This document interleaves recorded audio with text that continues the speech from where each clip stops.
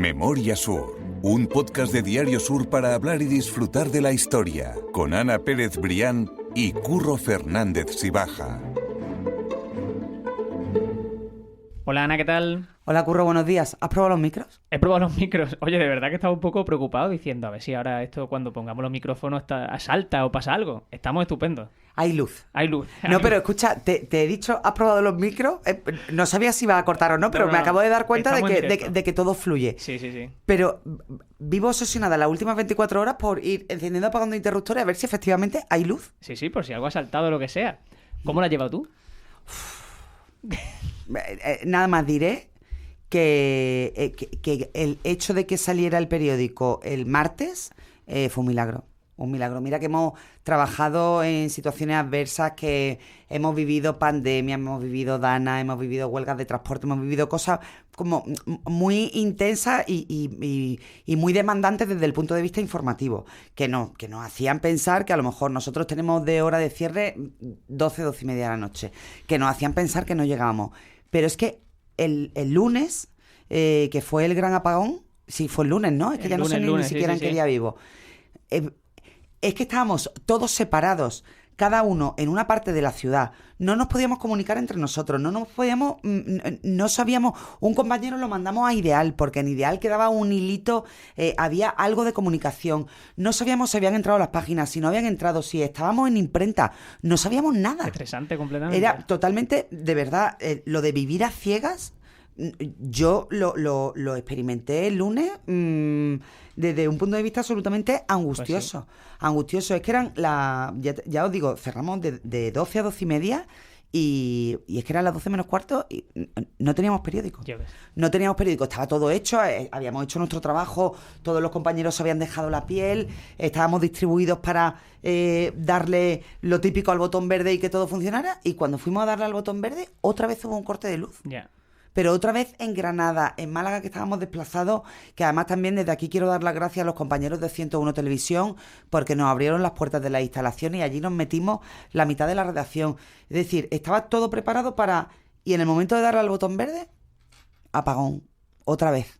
Entonces, fue el martes, bueno, llegamos tardísimo a los kioscos. De hecho, desde aquí también disculpa a los lectores, pero bueno, yo creo que era comprensible. Nos volcamos en la web y de hecho hemos notado ese feedback y ese agradecimiento por parte de los lectores, pero fue un día extremadamente duro, que yo te digo que voy a tardar en no olvidarlo muchísimo tiempo, y después la angustia de lo que te dejas en casa. La vida en casa, lo que te dejas en casa, con que no puedes hablar, con tu niña sola, y por supuesto para ellas, que son adolescentes, y desde aquí vaya esa pequeña reflexión a los adolescentes, sin wifi, es decir, fin del mundo total.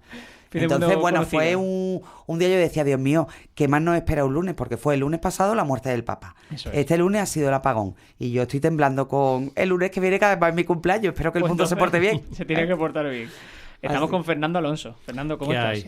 ¿Cómo lo he visto? Yo he lanzado aquí el rollo de apagón. Yo estaba dando clases en el instituto, en Torremolinos, en mi instituto de Torremolinos de los Manantiales, eran las 12:30, dando clases, además segundo de bachillerato. Estaba con la casa de Bernarda Alba. Y hombre, se fue la luz, pero claro, es verdad que también se ha habido alguna vez más la luz y tú no le das importancia. Luego, cuando cambias de clase, es verdad que ves todo el instituto apagado y ya empezaron a llegar mensajes por el WhatsApp. Porque todo funcionaba por el WhatsApp. Que no era Málaga lo único. Que era, primero dijeron todo Málaga. Y ya es muy raro. Ya es muy raro todo Málaga. Y ya empezaron a saltar los mensajes toda España, y eso no se había visto nunca en la vida. Y es verdad que, hombre, yo pues las clases las damos normales. Las clases como es tiza y pizarra, dimos las 2 últimas horas con completa normalidad. Y yo me acuerdo y la casa de Bernarda a las oscuras también bueno, pero era las 12:30 del mediodía, entraba la luz por la ventana y pizarra ya explicando, pero un buen escenario. Y luego a quinta hora los niños haciendo ejercicio, ni te planteas nada. Y ya cuando empiezan a correr los rumores de que Italia, y decían también que Holanda, ya empiezan a preocuparse. Digo, uy, ¿esto cómo puede ser un apagón así? Y yo me acuerdo cuando éramos chicos, íbamos a la cerería Zala a comprar las velas. Entonces era muy normal que hubiera apagones cuando éramos pequeños. Pero entonces no había esa dependencia que hay ahora de la luz. Y el periódico se hacía con máquinas de escribir, y no con ordenador. Y las imprentas eran motores, eran mucho más rudimentarias. Y no funcionaban con electricidad. Y todo salía adelante. Apenas había enchufes en las casas. Entonces la dependencia que tenemos hoy de la electricidad es algo tremendo. Totalmente. Es algo tremendo. Es que ni siquiera ya para cocinar. Ni para cocinar. Porque es que ya no tenemos ni siquiera fuego. Total. Los teléfonos funcionaban antes. Cuando se iba la luz, el teléfono funcionaba. La línea telefónica. Hoy el teléfono no funciona. Y entonces, claro, hay una sensación de aislamiento y bueno... Y sobre todo una sensación de vulnerabilidad, porque también lo he comentado en estos días con compañeros, con familia. Hemos vivido muchas cosas. Yo, no me importa decirlo, yo tengo 48 años y en los primeros 40 años de mi vida, bueno, pues hemos vivido desastres naturales, el terrorismo que azotó muy duro. Yo además como periodista también lo he vivido de una manera muy directa. Pero la sensación global de una sociedad vulnerable en absolutamente todos sus términos y en todos sus miembros, algo transversal de lo que no te puedes escapar y que afecta a necesidades básicas como moverte, comunicarte, comer, alimentarte, eso no lo habíamos vivido nunca, jamás en la vida. Totalmente. Incluso el agua, porque hay pisos en los que el agua llega por el motor. Sí, bueno, yo tampoco tenía agua, yo no tenía ni luz ni agua, nada. Y tampoco agua. Nada. Así que más de 24 horas sin luz pero bueno, ya está, otra aventura que contar. Bueno, yo quiero... Bueno, Curro, ¿y tú? ¿Cómo lo viviste? Es que yo soy la excepción absoluta. Yo tuve luz en mi casa desde las 3:30 de la tarde. Internet también. Yo no me enteré en camino de los Almendrales. Pues si me llego a enterar... Llegó la luz rapidísimo. Escúchame, si me llego a enterar, monto una delegación de Sur en tu casa, vamos, de verdad, mira, se me fue luego el wifi por la tarde otra vez. Bueno, el internet en torno a las 7. Pero es que yo tuve todo el tiempo luz, agua... en Teatinos también llegó a las 4 por la tarde. Bueno, que hubo lugares que llegó muy pronto a la luz. A mí me llegó a las 4 de la mañana. Sí. Mis padres que viven por allí también a las 4 de la mañana. Pero yo es que no me enteré. O sea, por la tarde estuve trabajando. Es que no sé qué decirte. Yo he sido la excepción absoluta porque bajaba Cristo la epidemia y allí tampoco había luz ni nada, pero justo en lo que es camino de Almendrales, esa subida, había llamaba luz, mucho había la atención. había semáforos, había todo. Y era sobrecogedor volver a casa. Yo llegué muy tarde a casa, llegué más allá de las 12 de la noche y ver moverte por la ciudad por zonas absolutamente oscuras. Oscuras, sí. La zona del periódico, que vine aquí al periódico a recoger el coche, todo, Doctor Marañón, todo apagado. Después iba subiendo por Capuchinos, todo eso, todo oscuro. Ya llegaba un poco a la zona del Camino Nuevo, la zona del Jardín de los Monos y todo eso, y ahí ya había algo de luz. Había algo. Camino Nuevo, lo que es la subida a calle Ferrandi, es todo eso luz. Y después llegaba a todo Paseo Salvador Rueda, era oscuro, pero negro. A mí fíjate que me sorprendió mucho, y ya tiramos porque nos estamos enrollando más, pero creo que igualmente había que comentar. Sí, pero yo creo que el tema de conversación y probablemente los que nos escuchen también estarán recordando su día. Desde mi casa y en Camino de Almendrales, claro, se ve todo el centro y veo lo que es toda la silueta de la costa. Entonces veo tanto el final de Málaga por Sacaba, desde Torremónica más o menos hasta Sacaba, e incluso llega a Torremolino y Benalmádena. Llego a ver incluso la noria desde mi casa de Benalmádena. Torremolino y Benalmádena sí estaba iluminado, pero en cambio todo lo que es el centro de Málaga y todo lo que podía ver desde mi casa estaba entero apagado. Entonces, eso vaivenes de luz o ese contraste era llamativo, porque eso obviamente nunca lo había visto. Claro, creo que nunca hemos visto nada de lo que hemos vivido en los últimos y menos mal que se soluciona en muy poco tiempo. Está siendo en demasiadas ocasiones nuestra vida de las primeras veces. Exactamente. Sí. Bueno, esperemos que no pase más veces, ¿no? Sí. Eso es. En este podcast vamos a charlar sobre personajes malagueños que también han vivido hitos históricos, pero de una manera más individual, y quizás son historias, algunas que sí hemos contado, otras que no, pero que merece la pena pararse por ellas, porque vamos a ver cómo un malagueño, conocido o no, está ligado directamente a un hito histórico y creo que merece la pena contarlo. Vamos a ver. Sí, malagueño en la historia. Yo creo que además le pusiste, Fernando, cuando lo escribiste para esa sección que tenemos nosotros en el periódico de La Sombra de la Historia, está muy bien traído el título. Malagueños en la historia, que quizás a lo mejor por sí mismos pues no tienen mucho desarrollo, pero visto en su conjunto y en su contexto, pues dejan episodios bastante sorprendentes, ¿no? Sobre todo el que está vinculado con Fernando VII, que ahora hablaremos de él, el de la Pepa, ¿no? Exactamente. El de la Pepa, la malagueña. Ese va a ser el último, ese está chulo. A mí me parece el más sorprendente el que puso el nombre a los Estados Unidos. A mí eso me parece, yo cuando lo leí... Es que le dedicamos un podcast. No daba crédito. Yo no daba crédito a eso. Hombre, esto es lo que se llama la intrahistoria, que ese vocablo lo creó Miguel de Unamuno, también lo hemos explicado en clase, con la generación del 98, que es hablar de los pequeños acontecimientos cotidianos que no pasan muchas veces a la gran... Estamos acostumbrados a la historia, siempre le parece que la escriben Cristóbal Colón y Julio César y Napoleón Bonaparte, pero luego también hay millones y millones de personajes anónimos que han escrito la historia. Entonces lo que se llama también la intrahistoria. ¿Cómo se vivía en Málaga hace 300 años, por ejemplo? ¿No? Pero sin embargo, en los libros de historia no viene eso. Lo que viene es la Guerra de Sucesión y Felipe V y todo lo que es la historia con mayúsculas. Entonces, aquí vienen una serie de personajes que muchos de ellos apenas salen nombrados en los libros de historia. Y a mí son los que perdón por el inciso, a mí que son los que me interesan. A mí me interesa muchísimo más saber cómo se vivía en Málaga hace 300 años, cómo se cocinaba en las casas, cómo se reunían las familias, cómo trabajaba, que las grandes acontecimientos. Sí, porque los grandes acontecimientos los tenemos ahí, pero al final tú eres capaz de comprender los grandes acontecimientos a partir de los pequeños. Exactamente. Y a partir de las costumbres y de los usos. En este caso vamos a empezar con la historia de un soldado malagueño que fue el que acabó con la vida de Alí Pachá en la batalla de Lepanto. No sabemos su nombre, pero sí viene que era malagueño. Y la batalla de Lepanto, decía Cervantes que fue la mala ocasión que vieron los pasados siglos, los presentes y esperan ver los venideros. Fue como la batalla del siglo. Bueno, siempre pasa como el fútbol, que hay 10 partidos del siglo, o todos los años hay 10 partidos del siglo. Pero la batalla de Lepanto fue de la más importante del siglo XVI. Se enfrentaron los turcos contra los cristianos, o sea, los moros contra los cristianos, que los turcos entonces eran musulmanes. Y se llamaba batalla de Lepanto por el Golfo de Lepanto, que es un golfo que hay en Grecia, y la ganaron los cristianos, ¿no? En ella luchó Miguel de Cervantes. Exacto. Estuvo herido Cervantes 6 meses, le hirieron en el pecho y en la mano izquierda. La mano izquierda siempre se ha dicho el manco de Lepanto, pero realmente no era manco, sino que tenía la mano inutilizada. Y estuvo 6 meses en un hospital en Mesina, Cervantes, a resulta de las heridas de la batalla de Lepanto, ¿no? Pero aquí el malagueño que tenemos aquí es el que le cortó la cabeza al comandante en jefe de los turcos, de los otomanos, que se llamaba Alí Pachá, y no viene el nombre. Y dice que Alí Pachá recibió primero un disparo de arcabuz, cayó al suelo, y un soldado malagueño le cortó la cabeza. ¿Cómo se sabe que es malagueño? Pues imagino que está por las crónicas. Yo esto no recuerdo exactamente de qué libro lo recogí, pero lo he visto y lo he documentado. Y intenté buscar el nombre. Pero no, porque a diferencia de los que vamos a hablar luego, si viene el nombre y apellido. De este no viene el nombre.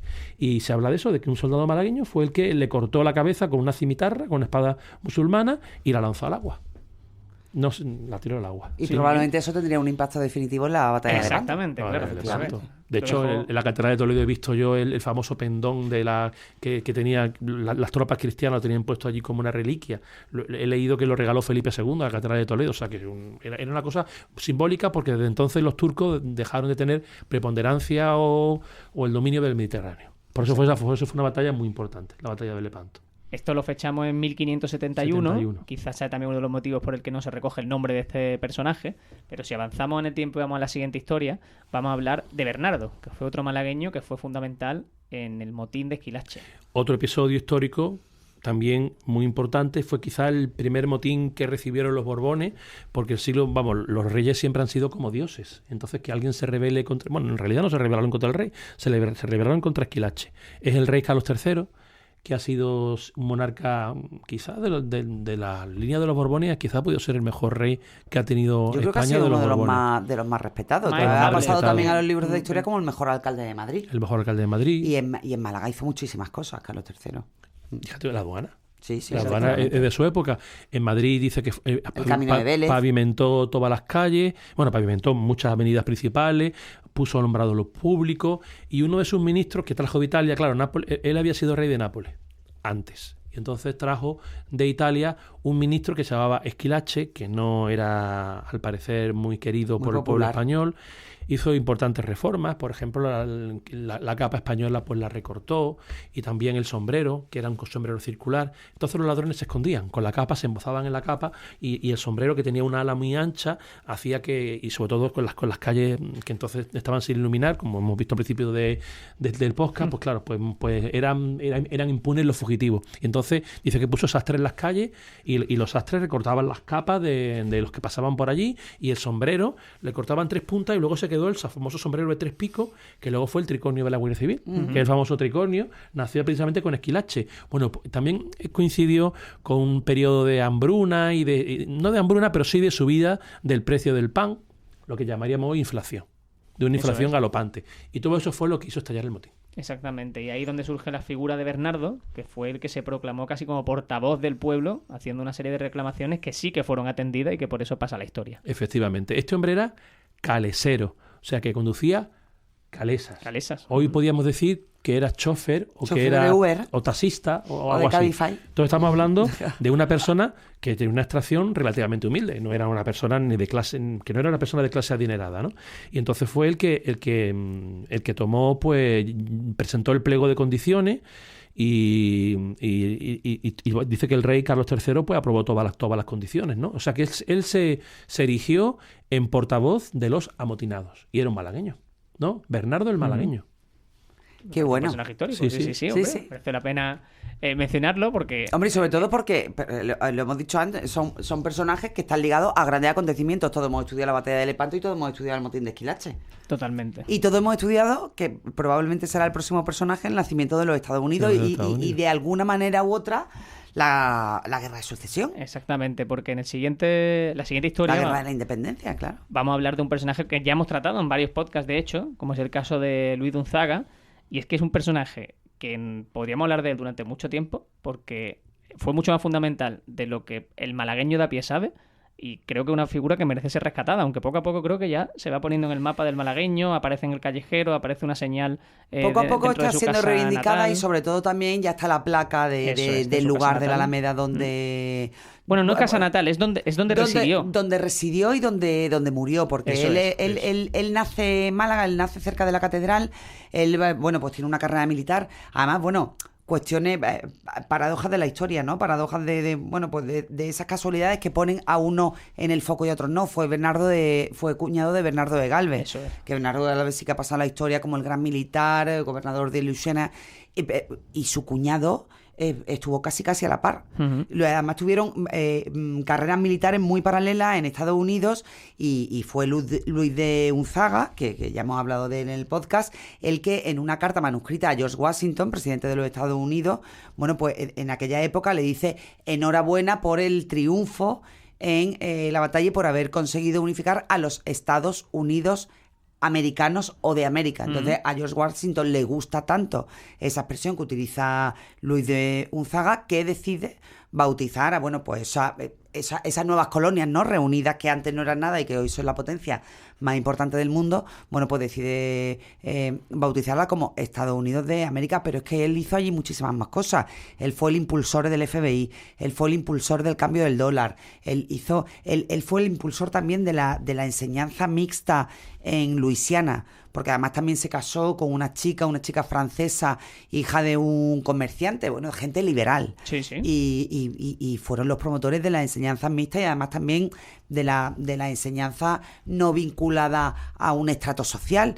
Y después, cuando vuelve a Málaga, cuando ya se jubila, entre comillas, bueno, pues ya lo ha hecho todo, está en la madurez casi en el inicio de la vejez, vuelve a Málaga a mediados del siglo XVIII, impulsa la obra de ampliación del puerto, porque tiene un papel muy relevante en la junta que estaba abordando toda esa necesaria ampliación del puerto, y colabora de manera muy, muy, muy activa en el trazado de la Alameda. Eso es. Entonces él se instala en uno de esos palacetes de la Alameda y ahí precisamente es donde está la placa. Creo que en este caso la placa es mucho más simbólica, esa placa de residencia, más que la placa del lugar de nacimiento. Y él es el que además, tal fue su protagonismo en el trazado de la aduana, que él fue el que elige que sea la fuente de Génova, que en aquel momento era la joya de la corona y que yo creo que particularmente que lo sigue siendo en el patrimonio, que sea la que se instale en la Alameda como gran núcleo central. Sí, como gran ornamento urbano, ¿no? Y además la instala justo enfrente de su casa. Entonces, eso te da una imagen de un tipo que ha pasado sin pena ni gloria por los libros de historia y que es absolutamente fundamental. Totalmente. Completamente desconocido, ¿eh? Yo cuando lo leí, porque esto fue un libro que publicaron hace algunos años, lo publicó la Fundación Málaga. Sí, una investigación, efectivamente. Efectivamente, un grupo de estudiosos, creo que tengo por aquí los nombres. Uno fue Francisco José Cazorla Granados, que fue compañero mío precisamente de colegio, y bueno, y lo publicaron, y a partir de ahí tengo aquí Francisco José Cazorla Granados, luego tiene también Rosa María García Baena y José David Polo Rubio, ¿no? A ellos les corresponde el mérito. Y además son muy activos, a ellos les corresponde absolutamente el mérito porque ellos encuentran esa carta en la que George Washington pues dice que le gusta ese nombre y que lo bautiza. Entonces eran 13 estados. Ahora son 50 si contamos 50 estados, si no se anexiona el presidente de los Estados Unidos, Canadá y Groenlandia, de momento son 50 y tiene 50 estrellas la bandera de los Estados Unidos. Entonces eran 13 y claro, hay que también poner todo esto en conexión de que España era aliada de Estados Unidos porque quería fundamentalmente fastidiar a los ingleses, a los hijos de la Gran Bretaña quería fastidiar, entonces era aliada de los Estados Unidos. Y claro, y todavía existía mucho ese vínculo con las Indias. Con las Indias, y aparte era gobernador de la Luisiana. Y aquí tenemos también la famosa, que no es leyenda, la torre de la Catedral de Málaga, no se terminó porque el dinero fue precisamente a parar, otros dicen que fue al Camino de Vélez, y bueno, pero en cualquier caso es verdad que la Torre de la Catedral de Málaga, el dinero no se terminó y entonces estaba la guerra precisamente de secesión de Estados Unidos. O sea, que hay que incluirlo en este contexto. A mí no me deja de sorprender que este hombre fuera el que pusiera el nombre de los Estados Unidos, que fuera además uno de los precursores de la CIA y del dólar. Sí. O sea, que es quizá ahora mismo, no sé, junto con el euro son los billetes de referencia, la moneda de referencia mundiales. Y que tiene un padre malagueño, ¿no? Entonces, no deja de sorprenderme, ¿no? Estoy intentando recuperar el podcast en el que hablamos precisamente de esa obra ficcionada de la vida de Luis de Unzaga. Sí, ¿verdad? Efectivamente, de Leonardo Cervera. Leonardo Cervera. Aquí un rato intentando buscar el nombre y no daba con él, exactamente. Que lo voy a dejar... muy interesante, yo creo que ese podcast tiene un poco meses. Es de esta temporada, exactamente. Sí, estaba intentando buscarlo mientras habláis vosotros y lo vamos a dejar igualmente vinculado a las notas del podcast, que sé que además tengo familia y amigos que han comprado el libro y me han dicho que merece mucho la pena. Muy interesante, así que lo dejamos igualmente vinculado para que la gente lo vea. Eso, recordando una vez más la figura de Luis de Unzaga, vamos a acabar el podcast con la última historia, la historia prometida, la historia de Pepa la Malagueña. Y si quieres vamos a poner primero el contexto que estábamos hablando, donde juega un papel fundamental Fernando VII. Que pasamos, yo creo que del mejor rey que habéis tenido los Borbones al peor. Al peor. Que Fernando VII es famoso como rey felón, que en la guerra de... Traidor, absolutista, sí, efectivamente. Y en la guerra napoleónica hizo un papel auténticamente bochornoso. Todo el pueblo se batió y entregó su sangre y defendió a España por él. Dignidad. Y luego él se fue a jugar le estaba jugando al billar en un palacio al sur de Francia y luego cuando volvió y cuando recuperó el trono, que dicen que quitaban a los caballos y se ponían ellos, la gente del pueblo, a arrastrar el carro donde venía el rey, y luego, fue el absolutismo más retrógrado. Y además el gran exilio, el primer gran exilio español, y aquí empezaron un poquito las dos Españas. Precisamente en Fernando VII comenzaron precisamente estas dos Españas que todavía siguen coleando, ¿no? Así es, exactamente. Por una de las historias que vamos a contar en este caso es la de Pepa la Malagueña, que realmente era una mujer que tenía un lupanar, que tenía un prostíbulo. Efectivamente. Bueno, pues sería esta malagueña guapa, salerosa, que fue a Madrid a hacer su carrera profesional y yo he estado en el Palacio Real varias veces y una de las veces he preguntado a alguno de los guías por la escalera de Pepa la Malagueña, y es verdad que está en el Palacio Real. Hombre, una escalera que no se enseña al público. Bueno, el Palacio Real es inmenso y tiene 500.000 de escaleras, pero una escalera de estas discretas, se conocía la escalera de Pepa la Malagueña porque es la escalera por donde el rey, con toda su camarilla, pues se iba a este lupanar a cantar, a beber y a pasárselo bien. ¿no? Y a pasárselo bien. La cuestión, aquí lo curioso, lo cómico, que yo creo una historia que mucha gente ya sabe, es que Fernando VII tenía un miembro importante, de unas dimensiones Estas son de las cosas que gustan efectivamente, porque en la parte... Eso, vamos a ver, es el salseo. Su atributo viril era de grandes dimensiones. Yo he preguntado a un médico y puede ser posible que tenía un atributo de grandes dimensiones, que es una enfermedad. Es una enfermedad, y claro, y esto es una incomodidad a la hora de tener relaciones sexuales. Entonces, claro, se casó 4 veces, tuvo descendencia a la 4ª, y fue cuando nació Isabel II. Isabel II. Y el tema es que todas las reinas, cuando veían ese atributo viril, pues salían despavoridas. Aquí he contado yo el caso de María de Sajonia, que era medio monja, y que cuando tuvieron que convencerle sus padres espirituales, su confesor y padre espiritual, para que se acostara, porque estaba convencida que los niños venían la cigüeña, y claro, entonces le tuvo que convencer para que se acostara con el rey, y cuando efectivamente vio aparecer ese atributo, dicen las crónicas que utilizaba una almohadilla horadada en el centro para poder introducir, para hacer tope, porque realmente era efectivamente de grandes dimensiones. Y entonces es muy curioso que cuando todas las noches, claro, aquí vamos otra vez la vida cotidiana, el capellán o un sacerdote bendecía el lecho antes de que el rey se acostara. antes de que el rey se acostara. Y entonces él, con varios cortesanos, pues hacía el paripé, seguía la ceremonia contrito y apiadado, y cuando el capellán se iba, pues se escapaban por la escalera esta, que sería una escalera que estaría cercana a buscar a Pepa la Malagueña. A buscar a Pepa la Malagueña, ¿no? Que no tenemos... Creo recordar que Galdós Galdós la nombra en alguno de sus episodios nacionales. O sea que... Y Galdós además se documentó por testimonios reales para escribir muchos de estos documentos. Y nadie como Benito Pérez Galdós para esos episodios de costumbristas. Exactamente. De la época. De lo que efectivamente. Otra malagueña más. En Málaga han sido muy conocidos los panares, los prostíbulos, cuando llegaban todos los barcos del puerto. Imaginaron los marineros que llevan 1 semana, 2 semanas, 3 semanas, 4 semanas en el barco y que están deseando bajarse toda la zona de lo que eran ahora la Plaza de la Marina, pero una zona de bullicio, y luego ha quedado en Málaga por toda la zona del Muro de San Julián, que yo lo recuerdo de pequeño, de haber visto allí. Calle de las 7 Revueltas, calle de las 12 Revueltas, toda la parte trasera de la Plaza de la Constitución, que en aquella época, lo hemos contado también en alguna ocasión en el podcast, que en aquella época era la Plaza de las 4 Calles. La palabra ramera, eso es curioso. Se dice que viene porque los prostíbulos, bueno, pues había una ramita en la puerta, bueno, pues que decía que hacía ver que ahí detrás de esa ramita había un prostíbulo, ¿no? Por eso de rama, pues la ramera. Y en Málaga tenemos la famosa palabra chumino que analizamos en un podcast anterior. Exacto. Que era precisamente eso, que cuando llegaban los del barco le decían para evaluar cómo eran esas proyectos, decían show en inglés, show me now. Enséñamelo ahora mismo, show me now, de ahí viene el famoso chumino. Exactamente. ¿No? O sea que es verdad que esto tiene una larga tradición, y de aquí no ha quedado el nombre de Pepa la Malagueña, que sabe Dios. Vamos. Que sabe Dios dónde acabaría Pepa la Malagueña. Pepa la Malagueña, que tenía uno de los prostíbulos más afamados de Madrid en la época de Fernando VII.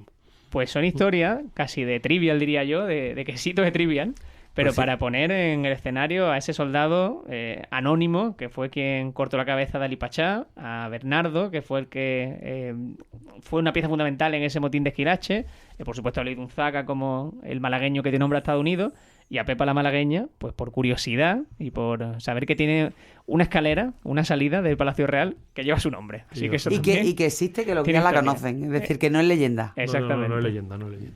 Pues Fernando, muchas gracias. No, muchas gracias a vosotros, como siempre un placer. Ha estado muy interesante.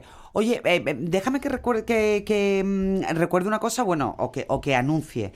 Probablemente muchos de nuestros lectores, de nuestros seguidores que les encanta la historia habrán visto, y si son consumidores de Instagram, habrán visto un nuevo perfil que hemos puesto en marcha. Sí, ¿ves? Muy interesante. Que hemos puesto en marcha esta semana, que se llama Memoria Sur Málaga. Que bueno, que ahí vamos a ir recopilando fotos. Sí. Ahora que hemos estado hablando tanto de cómo vivimos, cómo nos movemos, cómo nos relacionamos, cómo es nuestro pulso, cómo era nuestro pulso. Bueno, pues es un perfil donde vamos a ir casi cotidianamente, diariamente, volcando fotografías antiguas, no solo de lugares, sino también de costumbres, de personajes, bueno, que nos recuerdan mucho a nuestra propia historia, ¿no? Porque muchas veces hablamos del siglo XVIII, XIX, XX, pero son imágenes que son... Una imagen histórica, por ejemplo, es una imagen de principios de los 90 con el arranque de la obra de petrolización de Calle Larios, que estamos hablando ya de hace más de... 25, 30 años, más o menos, 40 años. Exactamente. Entonces, bueno, yo a la gente le recomiendo que se suscriba, que le dé a seguir, porque hay historias y hay fotografías muy, muy curiosas, y que además también nos manden las suyas al número de WhatsApp del periódico, porque la idea es seguir creando comunidad en torno a la historia de Málaga, ¿no? Que tanto nos gusta. Pues sí, lo dejaré en las notas del podcast en ¿Vosotros Instagram. nos seguiréis ya, no? Hombre, por supuesto, de verdad. Y aparte, así. Me ha llegado por mucha gente. Tenemos ese perfil, como tú dices, @memoriasur, y que invito a que la gente Málaga. lo siga. Memoria Sur Málaga, exactamente. Invito a que la gente lo siga. Lo voy a dejar en las notas del podcast por si alguien quiere verlo, y que merece mucho la pena. A mí es que me encanta ver esa foto antigua y además promete mucho porque... Sobre todo pero es que no hace falta que hablemos de cuándo se hizo la Alameda. Es que una de mis fotos favoritas y una de las primeras que yo elegí era cómo era la Plaza de la Constitución. Es que yo me acuerdo perfectamente del luminoso de Philips. Es que otra de las fotos que mejor ha funcionado es las colas en el cine, en el América Multicine. Sí. Claro. Bueno, y Bobby Logan. Es que claro, evoca mucho recuerdos. Claro, es que no hace tanto. Es que pues al final es nuestra vida. Es nuestra vida. Y además el Archivo del Sur es riquísimo, tiene fotos y millones de fotos que cuando vayan saliendo a la luz promete muchísimo, porque es un archivo completamente inagotable, el Archivo del Sur. Totalmente. Pues Fernando, mil gracias de corazón. Nada, enhorabuena por esta iniciativa que nos va a conocer nuestro pasado, que eso es maravilloso. Pues nada, os invito también a vosotros que me paséis vuestras fotos. Nosotros vamos a ir cogiendo más fotos y contando más historias, Ana. Eso. Y con eso seguro que seguiremos. Que no haya más sorpresas ya para la semana que viene, ¿eh? Curro, por favor, que ya con la última ya ha sido suficiente. Mil gracias, Ana. A ti siempre, Curro. Memoria Sur es un podcast de Diario Sur. Escucha un nuevo episodio cada semana en iVoox, Spotify, Apple Podcasts y consulta las referencias de este episodio en diariosur.es.